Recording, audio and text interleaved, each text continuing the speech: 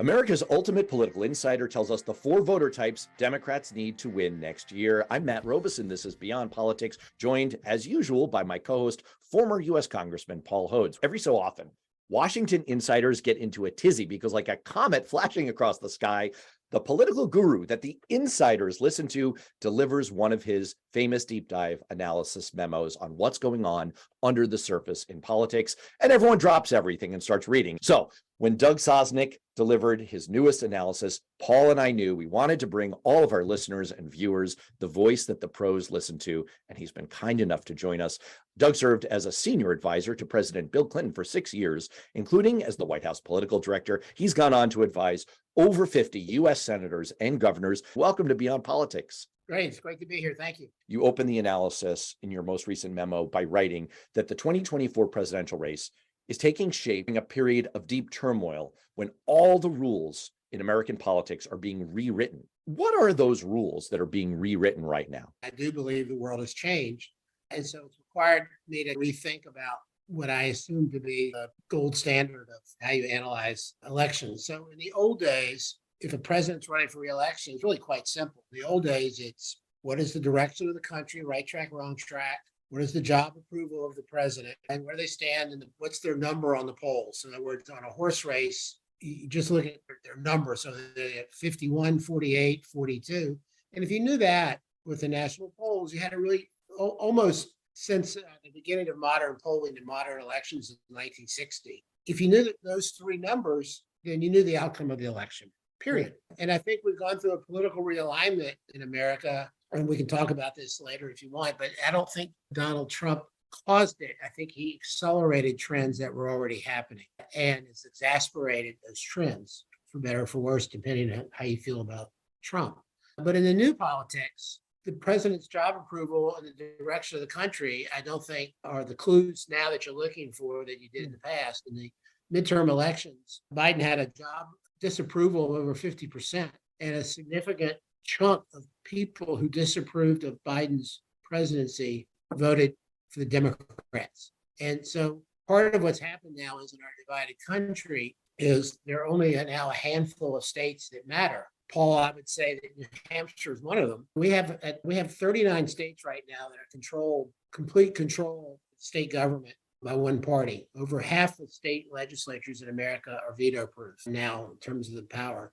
And so at this point, starting in 2016, there are only at most 8 states that matter in determining the outcome of close elections, be it presidential, Senate, statewide governors, and Senate races we just saw. And so that's why national poll numbers are no longer a meaningful clue as to what could happen. If you look at an analysis by Catalyst of the 2022 midterms, the voting patterns in the competitive states were completely different than the rest of the country. Turnout was lower in the non-competitive states. Turnout was actually higher in the states that mattered in 20. So in the new politics, it's not about the president's job. It's not irrelevant, but it's not about purely right track, wrong track. It's not purely job approval of the president, and it's certainly not the national polls. The rest of the opening paragraph that Matt quoted says, quote, "For all the uncertainty, the roadmap to the 2024 election outcome could not be clearer." What is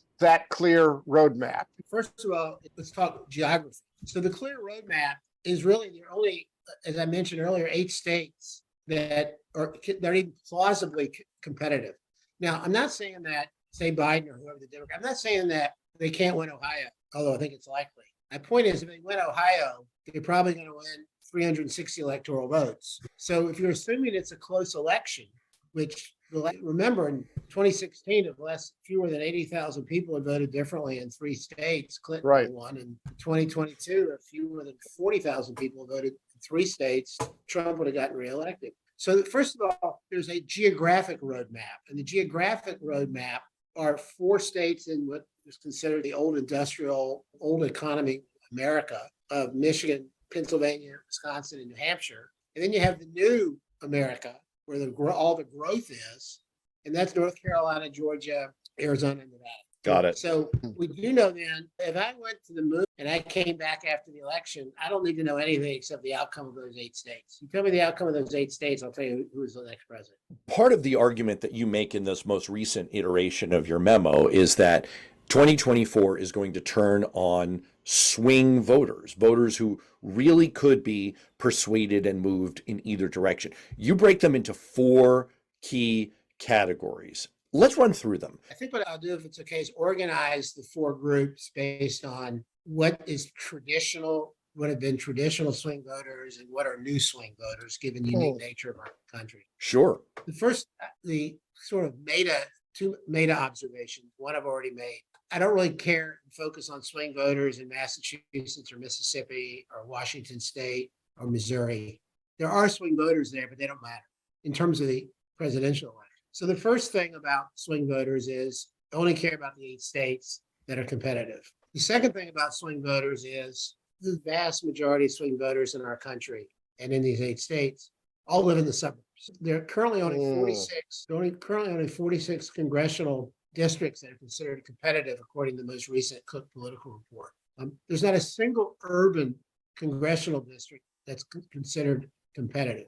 There are only 3 rural districts that are considered competitive, one of which is in the 2nd District of Maine, just north of you up in New Hampshire. So across the board, it's the suburbs is where the swing voters are, with Democrats running huge numbers in urban areas and Republicans big numbers in the rural areas. And so the suburbs, again, if you tell me the results of the voting in the suburbs of Atlanta, Philadelphia, Pittsburgh, Madison, Milwaukee, Detroit, Maricopa County, which Phoenix out in Arizona, and Las Vegas, and Reno, and Nevada. If you tell me how the swing voters vote in those states, I'll tell you who's the next president. Then we have, as you mentioned, Matt, 4 groups of swing voters, I believe. So there's one that's very traditional, which are independent voters. And increasingly people are declaring themselves political independents because they feel alienated from both political parties. And in the last 4 election cycles, however the independence vote went is the party that won.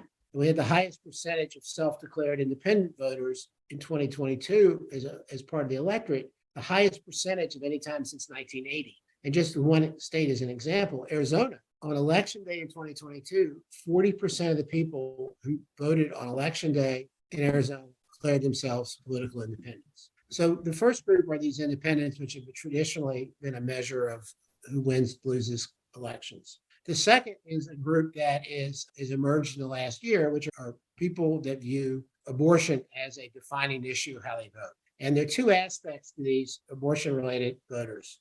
The first is turnout, and secondly, if they turn out, how do they vote? And so we've seen throughout the 2022 cycle, this was a significant increase in voters turning out because of the issue of abortion, and it favored Democrats significantly. The Gallup poll just came out with, I think, 68% of the people in this country, 69% think abortion should be legal in some form, which is the highest level supporting some form of abortion since they've been doing polling. And the more that the issue of abortion is a threat in the state, the more, in a sense, abortion is on the ballot. So you saw in 2020 in Michigan, where it was on the ballot, that it had enormous impact on turnout, enormous impact on how people voted, and it turned Michigan into, at least for now, a balloon-leaning state. And the most recent example in the midterms, 2022, was in Wisconsin, where between the judicial race and the general, abortion was again on the ballot, and Democrats racked up enormous gains in Wisconsin because of that.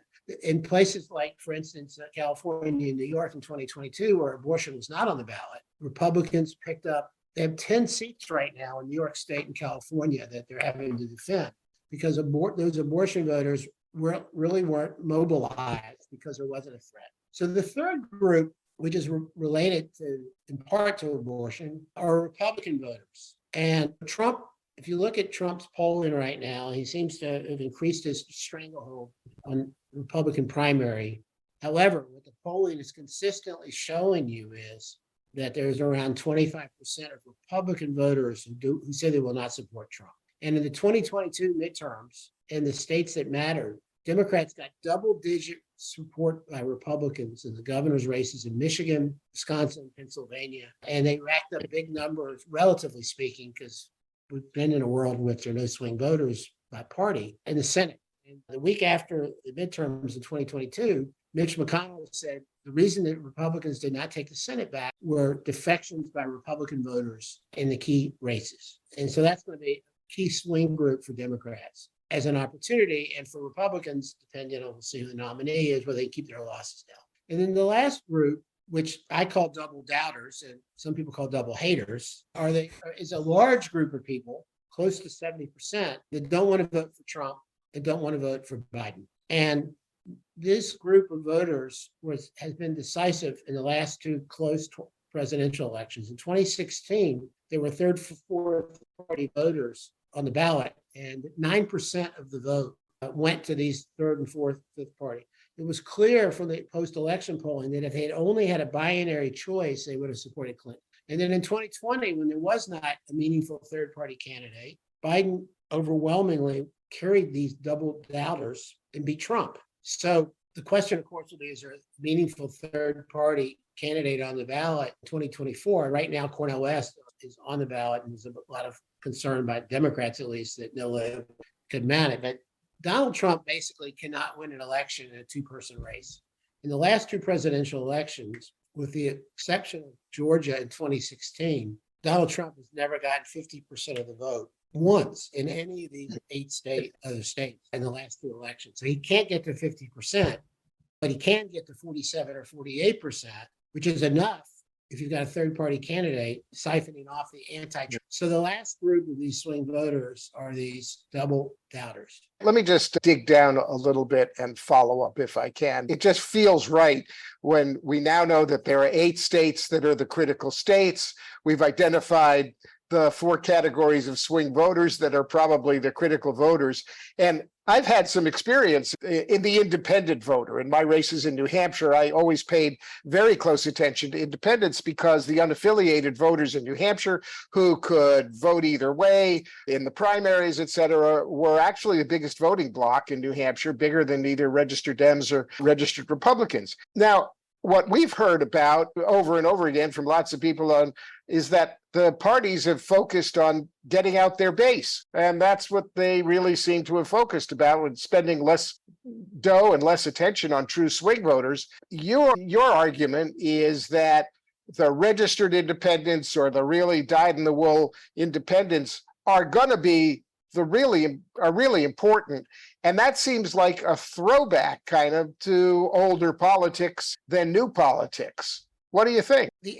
Let's look at only the 8 states for a moment. So I've done an analysis and written previous pieces, which I believe that we don't have time today, but I believe that the single best predictor of how a state or district or any area votes is the level of education by people who live in those communities. And the higher the educated community, the more likely they are to support a Democrat, and the lower educated they are, the more likely they are to support the Republican. Trump carried in 16 and 20, 84% of the counties in the United States, 84%. But of the 16% of the counties that Biden carried, over 70% of the GDP growth in America came from those Biden counties. So the best predictor of how an area is going to vote is the level of education. And of the 8 states, with the exception of New Hampshire, which I think is like the 11th most educated state in the country now, I think in probably a large part because of southern New Hampshire and people moving in there and commuting into Boston, and Nevada, which is like 42nd or so.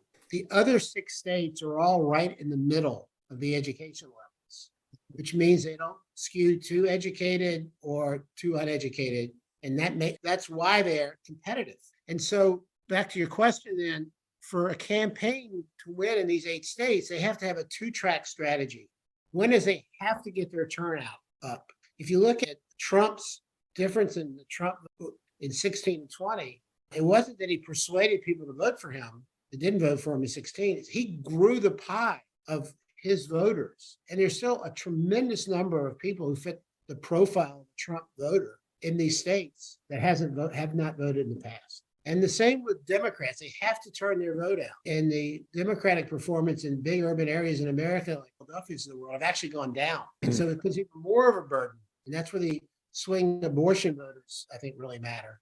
So you have to have a robust turnout operation to win. But it's not enough, because in these states that are competitive and that the education levels are more flat, you then do have to have a very aggressive persuasion campaign for the swing voters. And I kind of look at the country, I'm oversimplifying. It's like, I think 40% of the country ultimately moved to the crazy right, 40% are crazy left, and the 20% in the middle think the left and the right are both crazy.